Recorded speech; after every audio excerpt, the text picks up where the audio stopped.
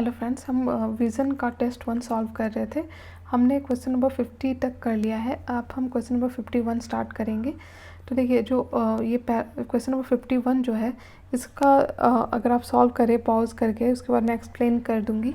देखिए जो सही आंसर इसका है वो है डी 51 डी, यानी कि जो अमेंडमेंट है ऐसा नहीं है कि उसमें कोई प्रायर परमिशन चाहिए होता है प्रेसिडेंट का। वो इसके लिए कोई परमिशन नहीं चाहिए होता है, ठीक है। और ये किसी भी हाउस में इंट्रोड्यूस किया जा सकता है, मतलब कि हाउस ऑफ पार्लियामेंट, ना कि स्टेट लेजिस्लेचर, ठीक है।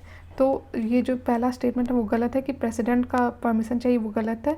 दूसरा कि सिंपल मेजॉरिटी नहीं, यहाँ पे आपका होना चाहिए 2/3 of the members of the present and voting, इसलिए मेजॉरिटी, ठीक है।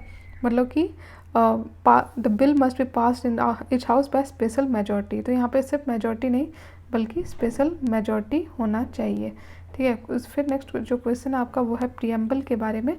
तो देखिए जो सही आंसर होगा यहाँ पे वो है B3 ओनली, यानी कि जो प्रीएम्बल है वो पार्ट है कॉन्स्टिट्यूशन का एंड साथ में क्लैरिटी भी देता है जब हम कॉन्स्टिट्यूशन को इंटरप्रेट करने के बारे में बात करते हैं। लेकिन स्टेटमेंट 1 गलत है क्योंकि जो कॉन्स्टिट्यूशन है वो डिराइव करती है its authority from the people of India, ना कि कॉन्स्टिट्यूएंट असेंबली।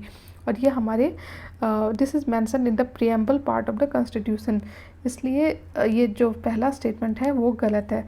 दूसरा भी स्टेटमेंट गलत है क्योंकि जो अमेरिकन कॉन्स्टिट्यूशन है वो पहला था to begin with a preamble, ठीक है। तो ये स्टेटमेंट गलत है कि Indian constitution was the first in the world to begin with preamble. Question number 53 जो है वो प्रेसिडेंट ऑफ इंडिया के बारे में है। देखिए जो सही ऑप्शन है वो है see, the president is empowered to suspend enforcement of some fundamental rights. The president of India exercises his power as provided under article 359। तो बेसिकली आपको पता होना चाहिए आर्टिकल 359 किस बारे में डील करता है, और इसका जो सही आंसर है वो है सी। 54 अगर आप देखो ज़ेनो ट्रांसप्लांटेशन क्या होता है। ज़ेनो ये देखिए करंट अफेयर्स रिलेटेड है।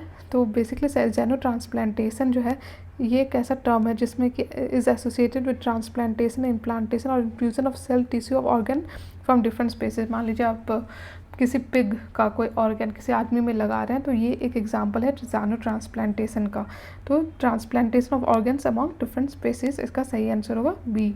55 जो है आपका मार्शल लॉ के बारे में है। तो देखिए जो ऑप्शन दिया हुआ है उसमें से सही आंसर है आपका B2 ओनली, कि दोनों मार्शल लॉ और नेशनल इमरजेंसी जो है वो can be imposed in any part of the country, ये सही है। और लेकिन जो पहला स्टेटमेंट है वो गलत है क्योंकि एक तो मार्शल लॉ जो है उसे डिफाइन नहीं किया गया कॉन्स्टिट्यूशन में, इट इज़ इम्प्लिसिट, और साथ में कोई स्पेसिफिक या एक्सप्रेस प्रोविज़न नहीं है जो कि ऑथराइज करे एग्जीक्यूटिव को टू डिक्लेयर मार्शल लॉ। सिर्फ आर्टिकल 34 जो है वो प्रोवाइड करता है for restriction on fundamental rights while martial law is in force. तो कोई डेफिनेशन नहीं है उस तरह सा अगर आप आर्टिकल 34 में बात करो तो स्टेटमेंट 1 आपका गलत है। फिर क्वेश्चन नंबर 56 अगर हम जाएँ तो ये SC और ST के बारे में है। देखिए जो सही ऑप्शन है आपका वो है A1 ओनली, यानी कि जो स्टेट है वो ऑब्लिगेटेड है to collect quantifiable data showing inadequacy of representation of a section of people in public employment. जब हम रिजर्वेशन की बात करते हैं इन प्रमोशन, तो आपको डाटा दिखाना पड़ेगा, स्टेट को डाटा दिखाना पड़ेगा, ये सही है। लेकिन जो स्टेटमेंट 2 है वो गलत है, ठीक है, क्योंकि it added that the assessment on the inadequacy of representation of reserved categories in promotional posts should be left to the state, ठीक है। सेंट्रल गवर्नमेंट नहीं होगा, यहाँ पे स्टेट होगा।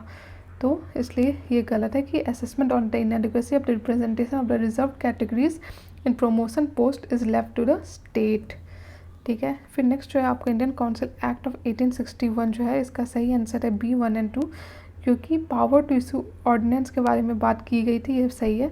दूसरा भी सही है कि nomination of Indians as non official members to viceroy, ये सही है।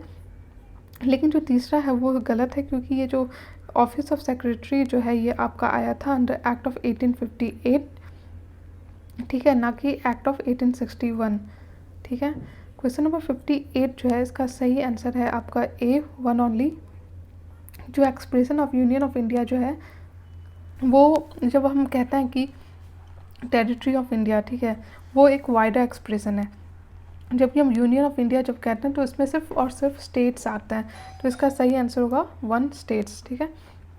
59 अगर हम जाएँ क्वेश्चन नंबर 59 की तरफ, तो पार्लियामेंट्री फॉर्म ऑफ गवर्नमेंट के बारे में बात की गई है कि क्या डेफिनेशन है। तो देखिए जो ऑप्शन दिया हुआ है उसमें से सही आंसर है आपका C2 only. The executive is responsible to the legislature, ये सही है। पहला और तीसरा गलत है। पहला और तीसरा गलत है कि water tight separation of power between executive, legislature और जुडिशरी या division of power between central state, ये आपका पार्लियामेंट्री फॉर्म ऑफ गवर्नमेंट से नहीं कनेक्ट करता। पार्लियामेंट्री फॉर्म ऑफ गवर्नमेंट से क्या रिलेट करता है कि जो एग्जीक्यूटिव है वो लेजिस्लेचर को रिस्पॉन्सिबल होगी।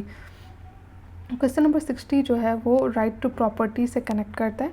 तो देखिए जो ऑप्शन है उसमें से सही है आपका A1 और 2 की एक लीगल राइट है और साथ में ये कर्टेल किया जाता है by ordinary law of the parliament. लेकिन जो स्टेटमेंट 3 है वो गलत है, क्योंकि ये फंडामेंटल राइट नहीं रहा। तो अगर वायलेशन होता है तो एक इंसान को पहले हाई कोर्ट जाना पड़ेगा, उसके बाद ही वो सुप्रीम कोर्ट जा सकता है। तो आर्टिकल 226 में के थ्रू वो हाई कोर्ट जा सकता है पहले।